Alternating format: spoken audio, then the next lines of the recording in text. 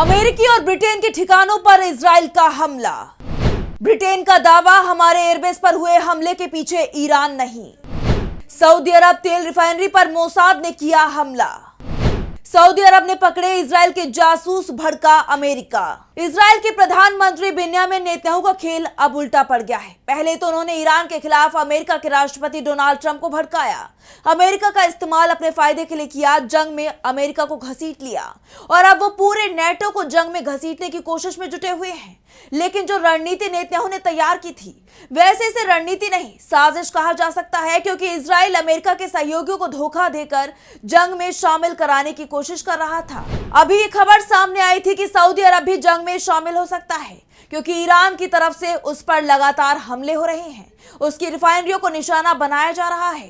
Britain के Cyprus में बने सैन्य बेस पर भी हमले किए गए। इजराइल का दावा था कि ये सभी हमले ईरान की तरफ से किए जा रहे हैं, लेकिन अब इन हमलों की पोल खुल गई है। हमले के पीछे ईरान का कोई कनेक्शन सामने नहीं आया है। ब्रिटेन ने तो इस पूरे मामले की जांच भी शुरू कर दी है, जिसके बाद अमेरिका और इजराइल के बीच की दोस्ती भी टूटती दिखाई दे रही है। तो कैसे जंग में इजराइल की खुल गई है पोल, इसी पर आज हम अपनी स्पेशल रिपोर्ट में करेंगे बात। नमस्कार, मैं आंचल।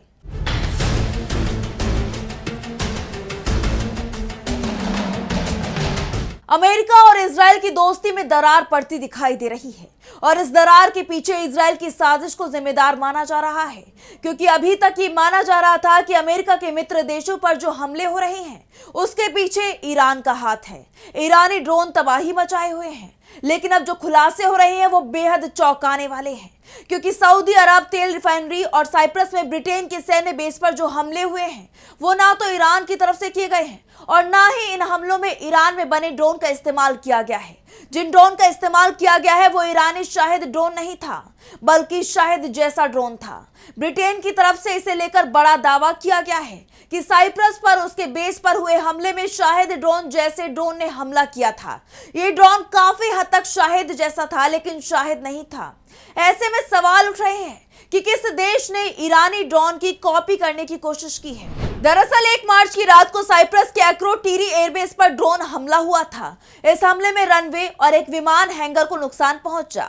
अब तक ये साफ नहीं हो पाया है कि जिस हैंगर पर ड्रोन गिरा था वहां कोई लड़ाकू विमान भी मौजूद था या नहीं, क्योंकि इस एयरबेस का इस्तेमाल ब्रिटेन की सेना करती है। ऐसे में सवाल उठे कि क्या यह हमला ब्रिटेन पर भी माना जाएगा और ब्रिटेन भी ईरान के खिलाफ चल रही जंग में इजराइल के साथ आ जाएगा, क्योंकि शुरुआत में तो यही दावे किए गए थे कि हमले ईरान ने किए हैं, लेकिन बाद में ब्रिटेन की जांच में ही साफ हो गया है कि इन हमलों का ईरान से कोई कनेक्शन नहीं था। ब्रिटिश मिनिस्ट्री ऑफ डिफेंस ने यह नहीं बताया कि ड्रोन कहां से आया था। हालांकि उसने ये जरूर कहा कि ये शाहिद जैसा ड्रोन था, लेकिन शायद ये शाहिद नहीं था।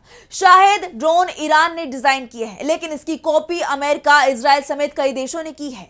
ब्रिटेन के दावे पर साइप्रस ने भी अपनी मोहर लगा दी है। उसके deputy government spokes person Yannis Antonio का भी कहना है कि हमला ईरान से नहीं हुआ, बल्कि जो ड्रोन आए हैं वो लेबनान की तरफ से आए हैं।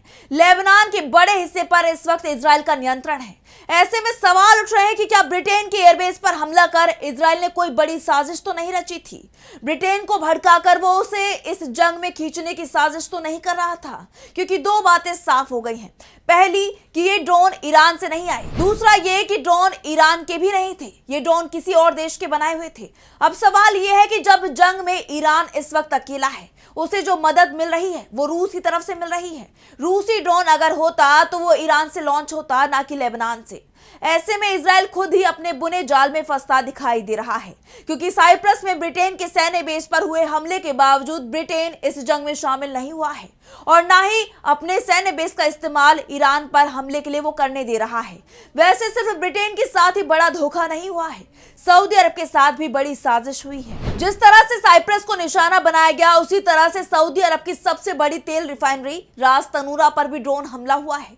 ये रिफाइनरी सऊदी अरामको के अधीन आती है, जो सऊदी सरकार के अधीन है। इस पर पहले 2 मार्च और फिर 4 मार्च को हमला हुआ, जिसके चलते कुछ वक्त के लिए इस रिफाइनरी को बंद करना पड़ा। ईरान की तरफ से तो पहले ही ये कह दिया गया था कि रिफाइनरी पर हमले में उसका कोई हाथ नहीं है, वो तो सिर्फ सऊदी अरब में बने अमेरिकी सैन्य बेस को निशाना बना रहा है।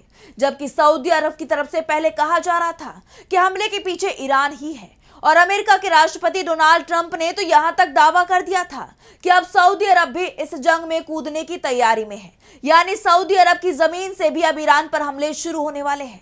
जबकि जंग से पहले सऊदी ने साफ कह दिया था कि वो ईरान के खिलाफ जंग में ना तो हिस्सा लेगा और ना ही किसी देश को ईरान पर हमला करने के लिए अपनी जमीन आसमान का इस्तेमाल करने देगा।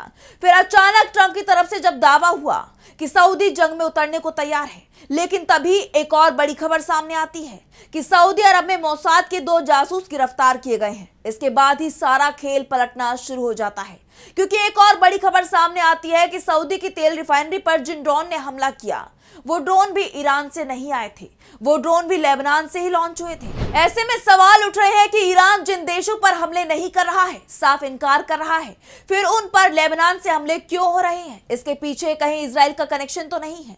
क्योंकि 6 दिन की जंग में ही इजराइल और अमेरिका घुटनों पर आ गए हैं और यही कारण है कि दूसरे देशों को भी इस जंग में घसीटने की कोशिश हो रही है। सबसे पहले साइप्रस पर हमला होता है, जिससे नाटो को जंग में शामिल कराया जा सके। जब ब्रिटेन जंग में कूदने से इनकार कर देता है तो फिर सऊदी अरब की तेल रिफाइनरियों पर हमला होता है। लेकिन अब इसकी पोल खुल चुकी है कि हमले के पीछे ईरान नहीं बल्कि कोई और है और शक के दायरे में इजराइल आ गया है, क्योंकि अगर सऊदी अरब जंग में उतरता है तो फिर उसके साथ खाड़ी के दूसरे देशों पर भी दबाव बनता कि वो भी ईरान के खिलाफ मोर्चा खोल दे, क्योंकि ईरानी ड्रोन उनके यहां भी गिरे हैं। भले ही निशाने पर अमेरिकी सैन्य अड्डे रहे हों, पर सऊदी अरब अगर जंग में आता तो कई अरब देश भी इसमें शामिल होते, क्योंकि खाड़ी देशों पर सऊदी अरब का सबसे ज्यादा दबदबा है। अब जिस तरह से इजराइल की साजिशों की परतें खुल रही हैं, उसके बाद ये साफ हो गया है कि ये जंग अब उस पर भारी पड़ने वाली है। जिस तरह से जंग में पलड़ा अब धीरे धीरे ईरान की तरफ झुक रहा है, उससे इजराइल और अमेरिका दोनों ही चिंता में दिखाई दे रहे हैं। अगर जंग के पहले 24 घंटे का वक्त हटा दिया जाए तो जंग में ईरान ही भारी पड़ता दिखाई दे रहा है। इजराइल में मची तबाही इसका बड़ा सबूत भी है। और अब जिस तरह से इजराइल की साजिशों का खुलासा हो रहा है, उसके बाद खाड़ी के तमाम देश और नाटो के अंदर भी इजराइल के खिलाफ गुस्सा दिखना शुरू हो गया है। ब्रिटेन ने तो साइप्रस पर हुए हमले की जांच भी शुरू कर दी है। अभी जंग चल रही है, इसलिए जांच उस स्पीड से नहीं चल रही है, लेकिन खबर ये आ रही है कि इस जांच में ब्रिटेन ने अमेरिका से भी सहयोग मांगा है, क्योंकि जंग से पहले अमेरिका ने पूरे मिडिल ईस्ट में अपने रडारों को हर गतिविधि पर नजर रखने के लिए लगा दिया था। ऐसे में इन हमलों के पीछे किसका हाथ है, ये खबर अमेरिका के पास भी हो सकती है। इसलिए ब्रिटेन अब अमेरिका से मदद मांग रहा है, तो दूसरी तरफ इजराइल ने इस पूरे मामले में चुप्पी साध ली है। उसकी चुप्पी से ये साफ है कि जो साजिश इजराइल रच रहा था वो पूरी तरह से फेल हो गई है और अब वो खुद ही सवालों के घेरे में फंस गया है। तो फिलहाल स्पेशल रिपोर्ट में बस इतना ही। वीडियो पसंद आया तो लाइक करें, साथ ही हमारे चैनल को सब्सक्राइब करें। नमस्कार।